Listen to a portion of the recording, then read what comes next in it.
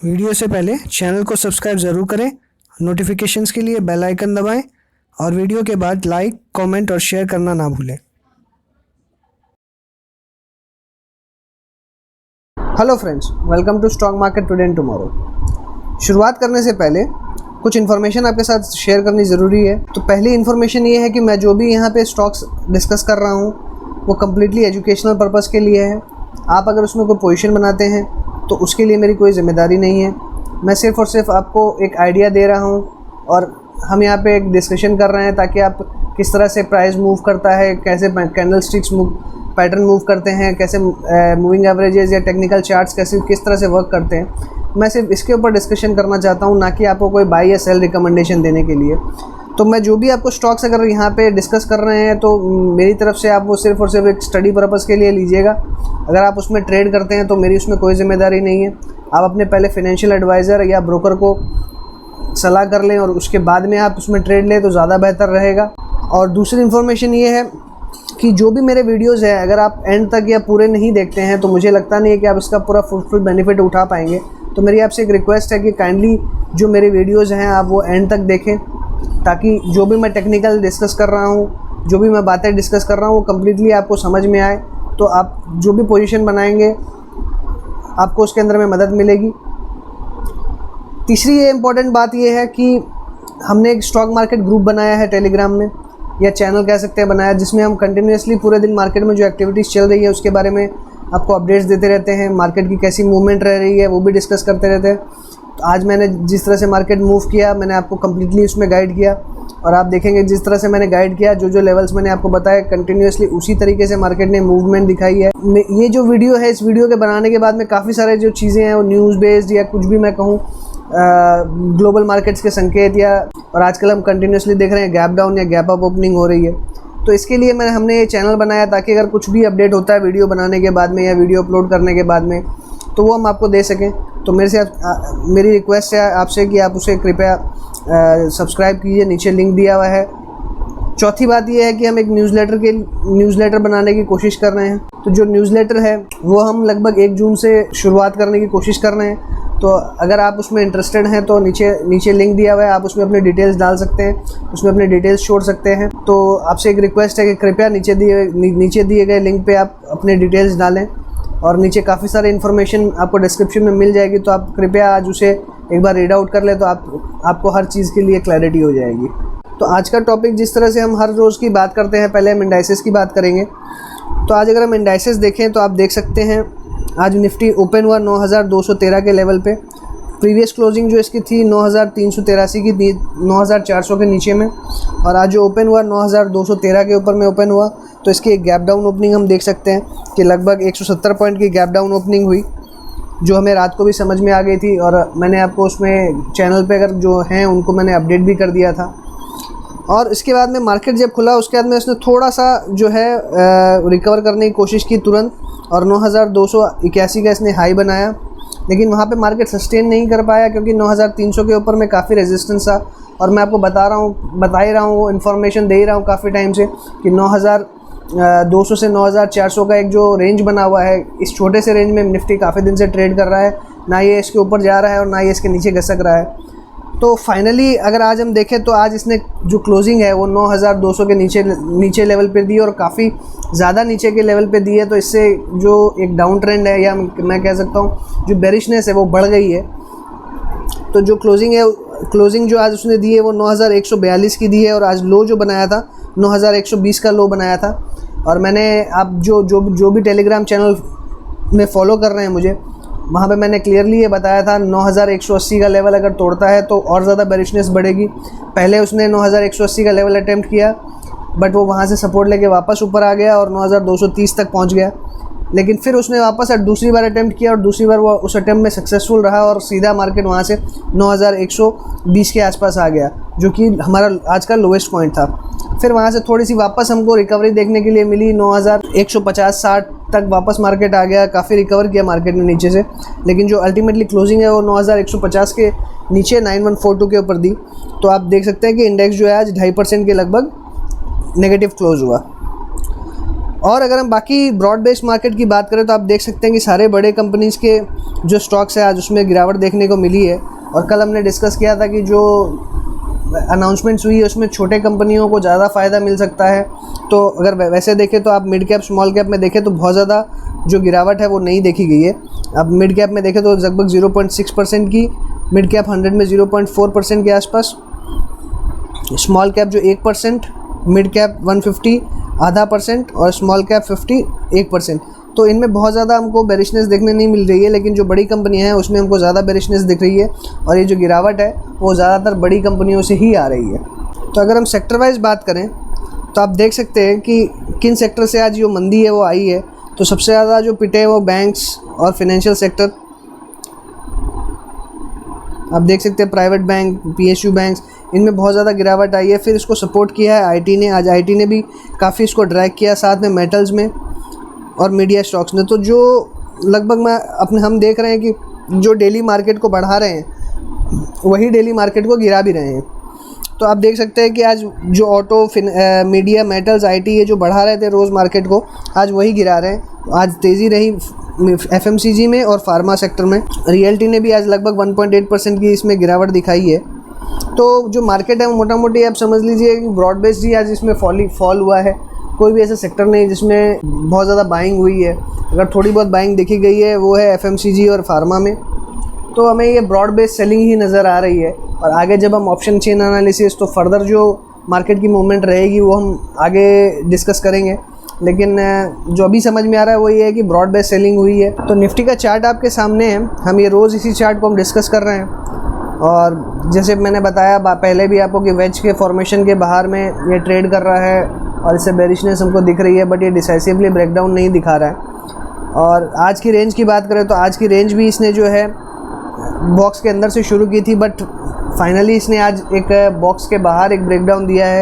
ये 9142 के लेवल पे इसने ब्रेकडाउन दिया है। तो अगर हम देखें कि 9142 पे इसने क्लोज़ किया है आज, तो इस बॉक्स के ठीक बाहर में इसने क्लोजिंग की है। तो लगभग हम कह सकते हैं कि अब जो है हमारा बेरिश फॉर्मेशन जो है वो कंफर्म हो गया है और हमको आगे फर्दर गिरावट देखने के लिए 100% मिलेगी।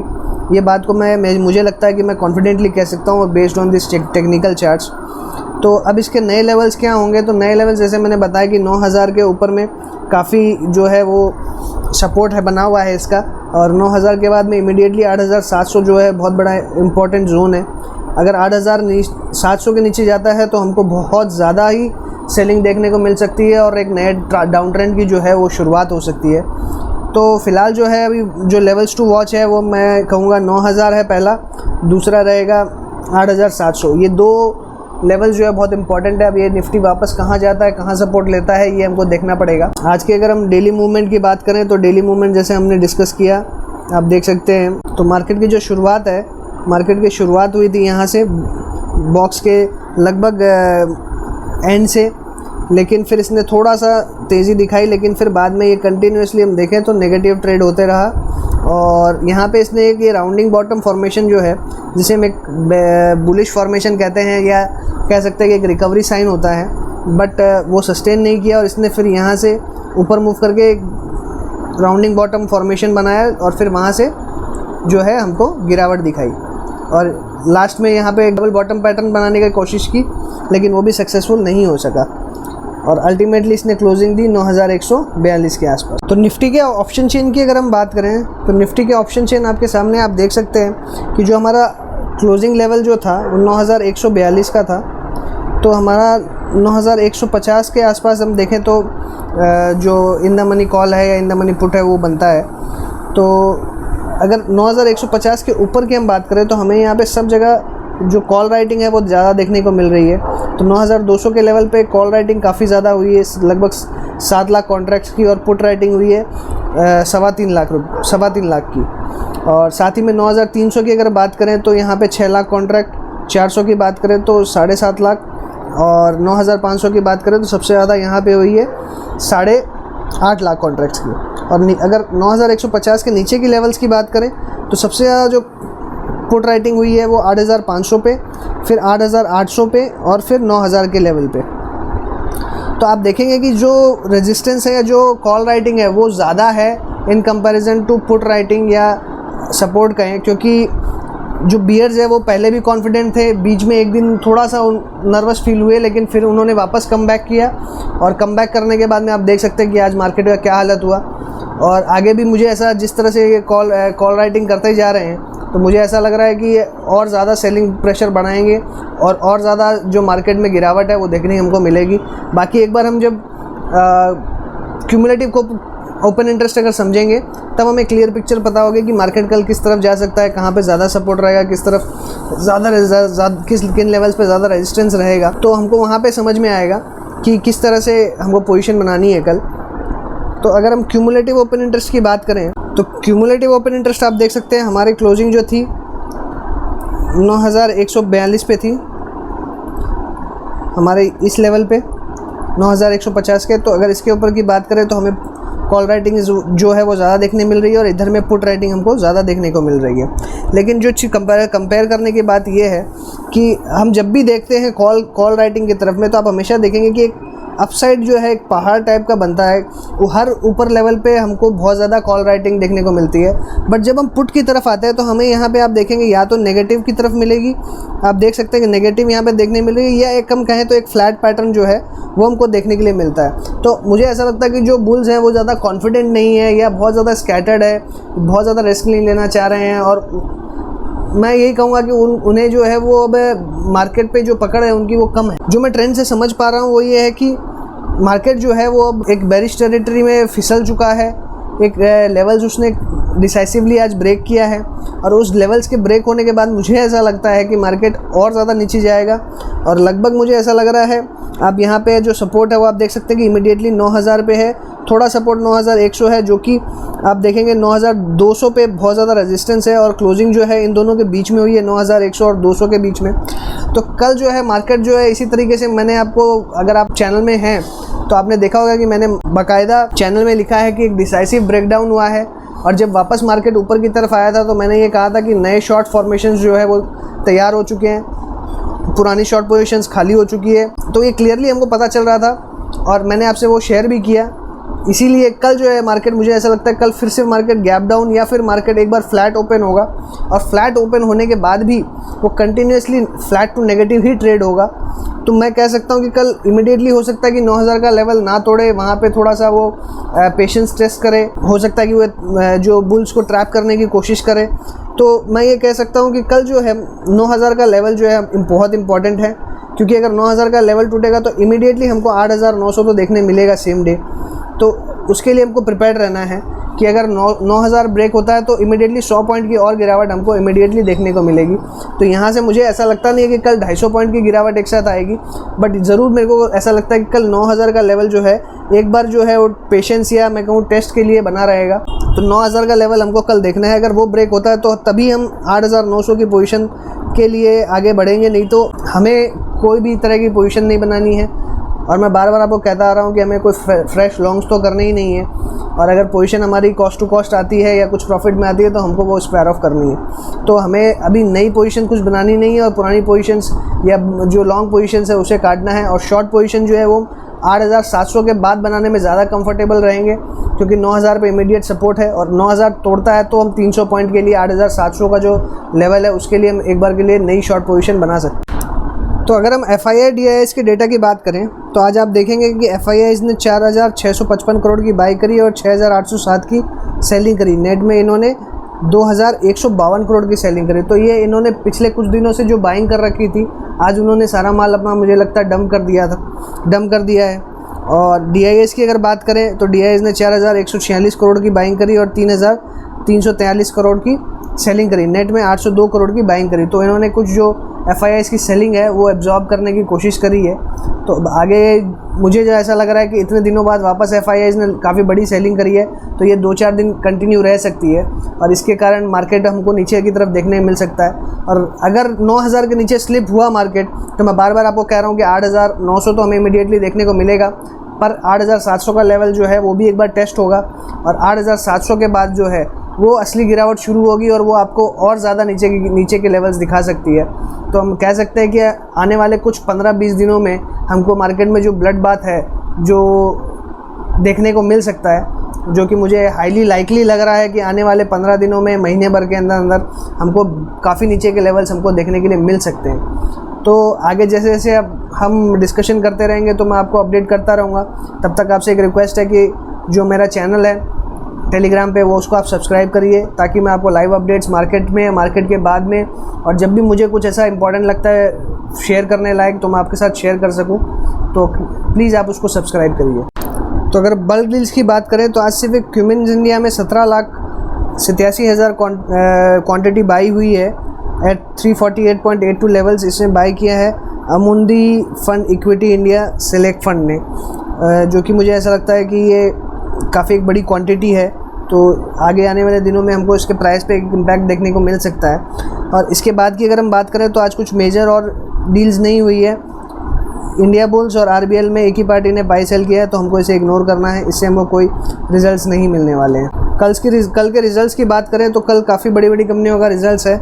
Cipla, Nippon India asset management, Crompton Greaves, L and T financial holdings, Mahindra and Mahindra financial services, Tata chemicals, tasty bite eatables, Aarti drugs, IIFL securities, Huhtamaki PPL limited, Onward technologies limited, इन कंपनीज का कल रिजल्ट है। तो कल जो हमने डिस्कस किए थे कुछ स्टॉक्स, दीपक फर्टिलाइज़र, एलेम्बिक फार्मा और कॉनकॉर के बारे में, तो आप देख सकते हैं दीपक फर्टिलाइज़र ने आज एक अच्छा मूवमेंट दिया। सुबह ज़रूर इसकी नेगेटिव शुरुआत हुई थी, लेकिन उसने आज का जो लो है 103 रुपये का बनाया, हाई उसने 112 का बनाया, और जो क्लोजिंग है वो उसने 110 रुपये की दी थी। तो इसमें लगभग 2.7% जो है वो अपसाइड में क्लोज़ हुआ है। इसके बाद अगर हम बात करें तो एलेम्बिक फार्मा की अगर हम बात करें तो एलेम्बिक फार्मा जो है उसने आज ओपनिंग की थी 800 रुपये के लेवल पे, और उसने हाई बनाया 855 का। तो मैंने आपको कहा था कि 840 के बाद इसमें काफ़ी तेज़ी हमको देखने को मिल सकती है। तो इसकी जो क्लोजिंग है वो आज 840 के ऊपर हुई है, और 845 का इसने आज क्लोजिंग दिखाया है। तो कल या कुछ आने वाले दिनों में हमको इसके अंदर में काफ़ी ऊपर के लेवल के टारगेट जो है, पहला टारगेट मेरा है 900 रुपये का, वो हमको देखने के लिए मिल सकता है। और इसके बाद में अगर हम बात करें कॉनकॉर की, तो कॉनकॉर ने भी आज काफ़ी शुरुआती तेज़ी दिखाई थी, लेकिन लास्ट में उसने अपने जो गेंस है वो गिव अप कर दिए थे, और मुझे लगता है कि प्रॉफिट बुकिंग्स के इसमें लेवल हमको देखने मिले। हालांकि मुझे अभी भी लगता है कि इसमें एक ब्रेकआउट पैटर्न बना हुआ है, जो कि हमको आने वाले दिनों में इसमें तेज़ी दिखा सकता है। तो मैंने आपको एक स्टॉप लॉस का भी एक लेवल दिया था, वो आप उसको मेंटेन करके चल सकते हैं। और अगर हम इसके आज की बात करें ट्रेड की, तो ये ओपन हुआ 382 रुपये पे, इसने हाई बना 394 का, लगभग 3% इसने हाई बनाया ऊपर में, और लो जो है वो 374 का दिया, और क्लोजिंग जो है 378 पे। तो मेजर इसमें कोई हमको नेगेटिव रिटर्न नहीं देखने मिल रहा है। 0.5% की जो है हमको नेगेटिव रिटर्न इसमें आज देखने के लिए मिला, और एलेम्बिक फार्मा में हमको 6% तक की हमको आज तेज़ी देखने को मिली। तो लगभग हम कह सकते हैं कि जो हमने डिस्कस किए थे स्टॉक्स, उसमें आज हमको 8% की तेज़ी हमको टोटल ओवरऑल देखने के लिए मिल रही है। कल के लिए अगर हम कुछ स्टॉक्स की बात करें तो मुझे कुछ स्टॉक्स है जो समझ में आ रहे हैं। इस इतने बेरिश मार्केट में मुझे लग रहा है कि कुछ उसमें तेज़ी हमको मिल सकती है। तो पहला जो स्टॉक मुझे जिसमें थोड़ी तेज़ी के संकेत मिल रहे हैं वो ये है स्नाइडर इलेक्ट्रिक। तो आप देख सकते हैं कि इसकी जो क्लोजिंग प्राइस है वो 8365 है। तो मुझे लगता है कि यहाँ से अगर ये मूवमेंट देता है तो पहला टारगेट इसका 90 रुपीज़ का रहेगा, और इसमें जो स्टॉप लॉस है वो 75 का रहेगा। इसके ऊपर के टारगेट से अगर हम बात करें तो लगभग इसमें 105 का दूसरा टारगेट रहेगा। तो टारगेट 1 जो है वो है 90 रुपये का, और टारगेट 2 जो है वो है लगभग 105 रुपये का, और स्टॉप लॉस जो रहेगा वो 75 का रहेगा।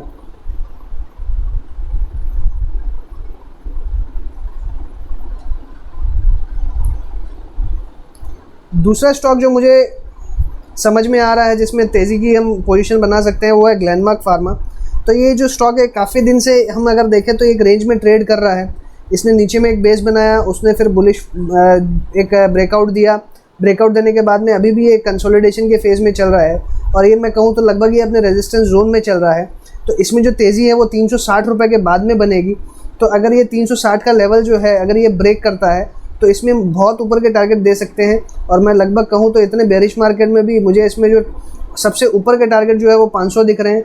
और इसके पहले के अगर हम टारगेट की बात करें 360 के बाद, तो पहला टारगेट 420, दूसरा टारगेट रहेगा 450 और तीसरा टारगेट रहेगा 500 रुपये का। और इसमें स्टॉप लॉस जो है वो बहुत ही छोटा रहेगा, वो है लगभग 330 रुपये का। अगर 330 के नीचे जाता है तो इसमें बार बार हम देखें तो 320 से या 350 के बीच में ही घूम रहा है, तो मैं इसका स्टॉप लॉस जो है वो 330 का ही रखूँगा।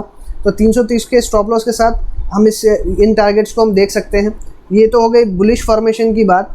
अगर हम बेरिश फॉर्मेशन में जाएं या हम साइडवेज मूवमेंट में जाएं तो हम एक बजाज फाइनेंस जो स्टॉक है हम देख रहे हैं कि काफ़ी दिनों से ये भी एक कंसोलिडेशन मोड में चल रहा है। ये नीचे के लेवल्स पे इसने काफ़ी कंसोलिडेशन किया है और जैसे ही मार्केट अब बेरिश मोमेंटम पकड़ेगा तो मुझे लगता है सबसे पहले ब्रेकडाउन जो है वो बजाज फाइनेंस में या फाइनेंस कंपनीज़ में आएगा।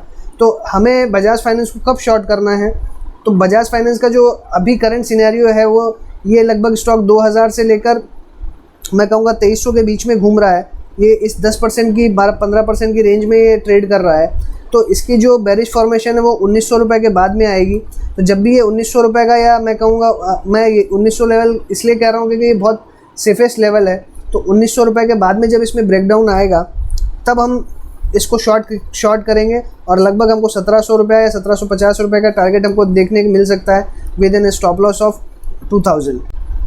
और अगर एक बेरिश स्टॉक की बात करूं तो वो है इंडसइंड बैंक। तो मैंने आपको पहले भी इंडसइंड बैंक पे अपडेट दिया है कि ये 400 से 500 की रेंज में घूम रहा है, तो हमें 400 से 500 की रेंज में कोई पोजीशन नहीं बनानी है। अगर ये 400 के नीचे जाता है तो हमें इसमें शॉर्ट पोजीशन बनानी है, और अगर ये 500 के ऊपर जाता है तो हमें इसमें लॉन्ग पोजीशन बनानी है। पर करंट चार्ट स्ट्रक्चर को देखते हुए और जो बैंक निफ्टी की जो पोजीशन है उसको देखते हुए मुझे ऐसा लगता है कि अगर ये 400 के नीचे जाता है तो this is one of the best shorting candidate with a target of around 300 and SL of 450। तो हमें जो फॉर्मेशन है या जो प्राइस मूवमेंट है उसे देख के ये पोजीशन बनानी है। बाकी अपडेट्स के लिए मैं आपको कंटिन्यूस अपडेट करता रहूँगा, तो आप उसमें किस तरह से जो भी पोजीशन है आप बना पाएंगे। और मेरे चैनल जो टेलीग्राम चैनल है उसको आप सब्सक्राइब ज़रूर करिए ताकि मैं आपको हर पल की खबर दे पाऊँ, हर मिनट की अपडेट्स दे पाऊँ। तो आज के लिए मैं अपनी बात को यहीं ख़त्म करूँगा। अगर अच्छा लगा हो तो लाइक करिएगा, दोस्तों के साथ शेयर करिए, कमेंट बॉक्स में अपने कमेंट शेयर करिए, अपने व्यू शेयर करिए। किन स्टॉक्स के बारे में आपको जानना है, किन स्टॉक्स के बारे में आपको चार्ट पैटर्न समझना है, तो अगर आप नीचे कमेंट करेंगे तो मैं आपकी हेल्प कर पाऊँगा। So thanks for watching the video. Have a nice day.